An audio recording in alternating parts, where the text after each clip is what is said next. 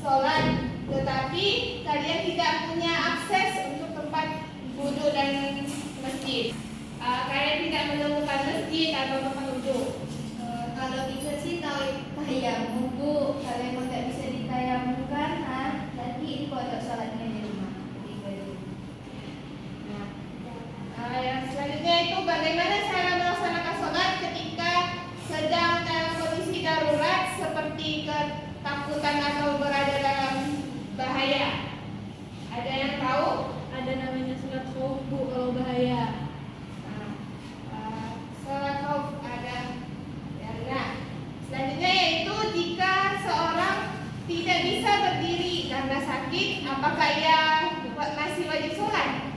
Ada. Wajib Bu. Wajib. Bagaimana caranya? Siapa yang tahu? Bisa dulu kalau bisa bisa bari, kalau bisa bari dengan isyarat bisa Bu. Syarat bacaan. Selanjutnya mempelajari tujuan pembelajaran kita pada hari ini yaitu kalian dapat memahami konsep sholat dalam kondisi seperti sakit, safar dan keadaan darurat. Yang kedua yaitu kalian dapat membedakan tata cara sholat fardu dalam kondisi normal dan kondisi tertentu.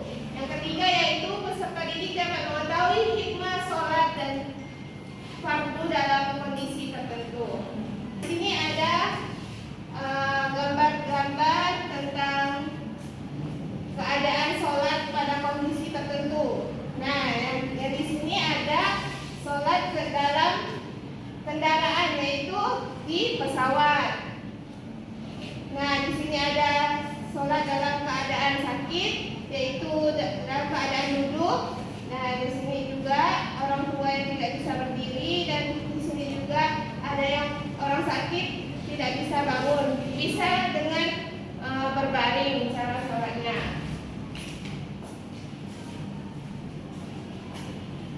Lanjut. Nah, di sini ada pengertian sholat fardu dalam kondisi tertentu. Ada yang ingin membacakan? Ya Bu.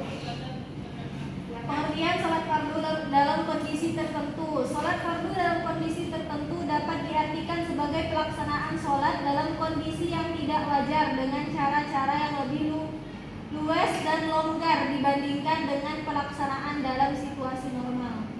Nah, kita ada sholat fardu dalam kondisi tertentu itu kita dapat laksanakan dalam tidak wajar dengan cara dengan luas dan longgar dibanding dengan pelaksanaan situasi normal.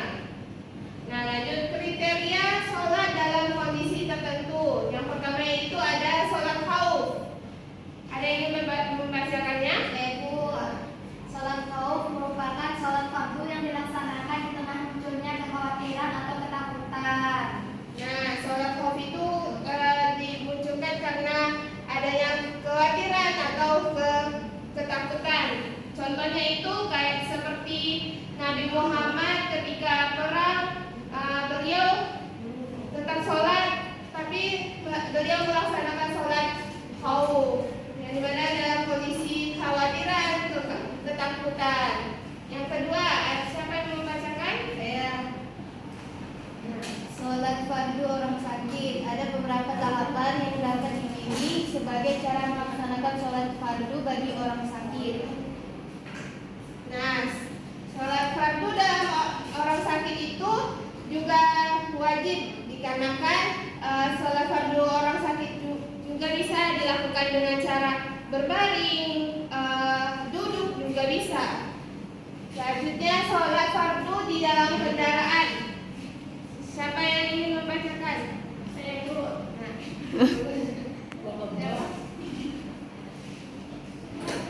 Sholat fardu di atas kendaraan yaitu sholat di atas kendaraan merupakan salah satu bagian dari pelaksanaan sholat fardu dalam kondisi tertentu. Nah, sholat fardu di dalam kendaraan juga dibolehkan karena kita dalam perjalanan jauh kita harus wajib juga sholat. Sholat dengan keadaan duduk seperti di pesawat.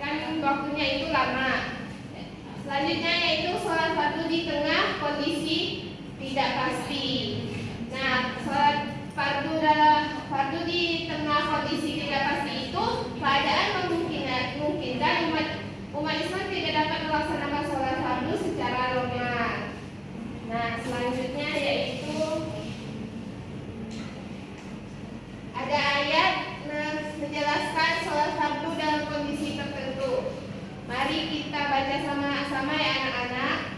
Bismillahirrahmanirrahim. Wa idza kunta fihim faqamta lahumus sholata faltakum ta'ifatun minhum ma'aka wal ya'khudhu aslihatahum fa idza sajadu falyakunu min waraikum wal ta'ti ta'ifatun ukhra lam yusallu falyusallu ma'aka wal ya'khudhu hidrahum wa aslihatahum waddal ladzina kafaru law taghfuluna an aslihatikum wa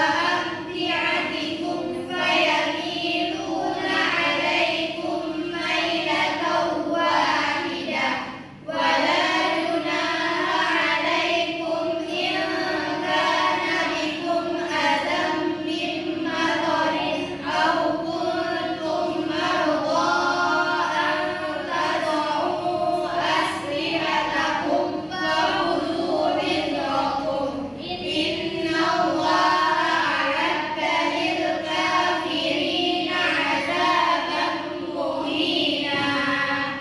Nah, yang artinya siapa yang ingin membacakan artinya? Saya, Bu. Apabila engkau Nabi Muhammad berada di tengah-tengah mereka, sahabatmu, dan dalam keadaan takut di salat, lalu engkau hendak melaksanakan sholat bersama mereka, hendaklah segolongan dari mereka berdiri atau sholat bersamamu dengan menyandang senjatanya. Apabila mereka yang sholat bersamamu telah sujud menyempurnakan satu rakaat, hendaklah mereka pindah dari belakangmu untuk menghadapi musuh. Lalu hendaklah datang golongan lain yang belum sholat agar mereka sholat bersamamu, dan hendaklah mereka bersiap siaga dengan menyandang senjatanya. Orang-orang yang kufur ingin agar kamu lengah terhadap senjata dan harta bendamu, lalu mereka menyerbumu secara tiba-tiba. Tidak ada dosa bagimu meletakkan senjata jika kamu mendapatkan suatu kesusahan, baik karena hujan maupun karena sakit, dan bersiaplah siaga kamu. Sesungguhnya Allah telah menyediakan azab yang menghinakan bagi orang-orang kafir. Nah, di sini sudah menjelaskan karena sholat fardu dalam keadaan tertentu itu wajib dilaksanakan. Seperti kisah Nabi Muhammad ketika perang, beliau juga melaksanakan sholat.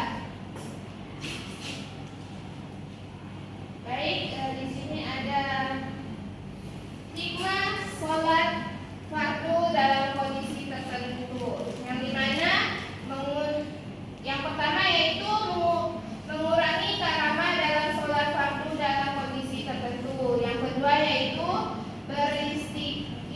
beristiqamah secara sosial. Nah, sebelum itu apakah ada yang ingin bertanya tentang materi ini? Tidak ada, Bu. Selanjutnya Ibu akan membagikan skrip, bikin kelompok satu kelompok 3 orang.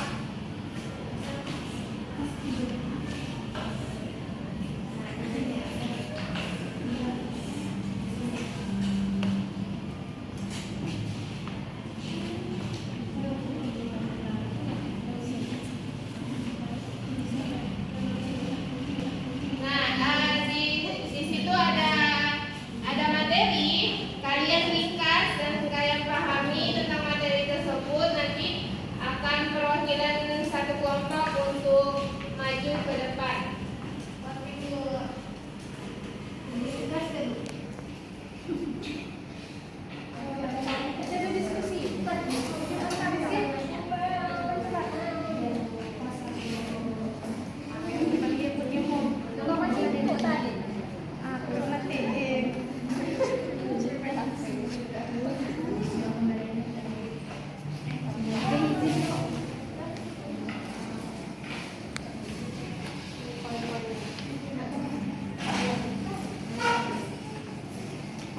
Cisalo.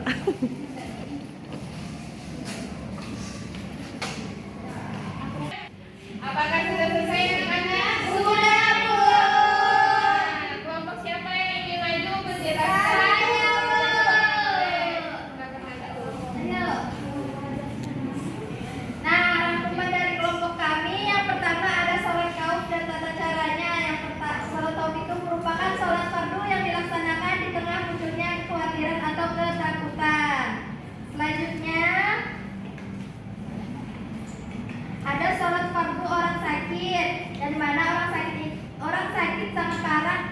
Orang sakit memiliki kewajiban melaksanakan sholat fardu. Yang ketiga, sholat fardu di atas kendaraan, yang merupakan salah satu bagian dari pelaksanaan sholat fardu dalam kondisi tertentu. Yang terakhir, sholat fardu di tengah kondisi tidak pasti, yang mana keadaan yang memungkinkan umat Islam tidak dapat melaksanakan sholat fardu secara normal. Udah, Bu. Baik, terima kasih ya kelompoknya. Beri apresiasi kepada kelompok. Selanjutnya satu kelompok lagi boleh. Silakan. Maju.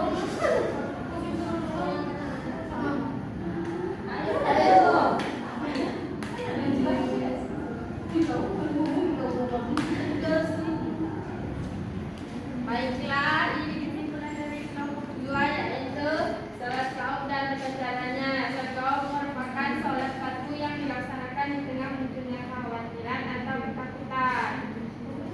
Selanjutnya yaitu yang kedua yaitu sholat fardu orang sakit. Orang yang sakit sangat parah dapat memiliki kewajiban melaksanakan sholat fardu 5 waktu. Kelonggaran yang dimiliki jika orang yang sakit sulit berdiri atau dihadirkan akan semakin parah. Selanjutnya yaitu sholat fardu di atas kendaraan. Sholat di atas kendaraan merupakan salah satu bagian dari pelaksanaan sholat fardu dalam kondisi tertentu. Terima kasih. Baik, terima kasih kepada Jumarni yang telah menyampaikan presentasinya. Baik, di sini apakah ada yang ingin dipertanyakan lagi? Dan ada, Bu. Nah, di sini Ibu akan menanyakan kepada kalian apakah apa yang kalian dapatkan pada pelajaran pada hari ini. Ya, siapa? Saya, Bu. Boleh Dila? Kesimpulan yang didapatkan hari ini, bagaimanapun keadaannya, apapun kondisinya, kita tetap diwajibkan untuk melaksanakan sholat. Ya. Ya. Siapa lagi yang ingin menyimpulkan pelajaran pada hari ini? Saya, Bu. Kesimpulan hari ini bahwanya dalam keadaan apapun kita tetap harus sholat. Walaupun keadaan genting kita tetap harus sholat, walaupun dalam keadaan sakit. Baik, terima kasih kepada Eka sudah menyimpulkan pelajaran pada hari ini. Nah, pada materi ini kita telah mempelajari tentang sholat fardu dalam kondisi tertentu. Islam wajib melaksanakan sholat dalam kondisi apapun, seperti sakit, dalam kendaraan ataupun dalam kondisi tidak wajar.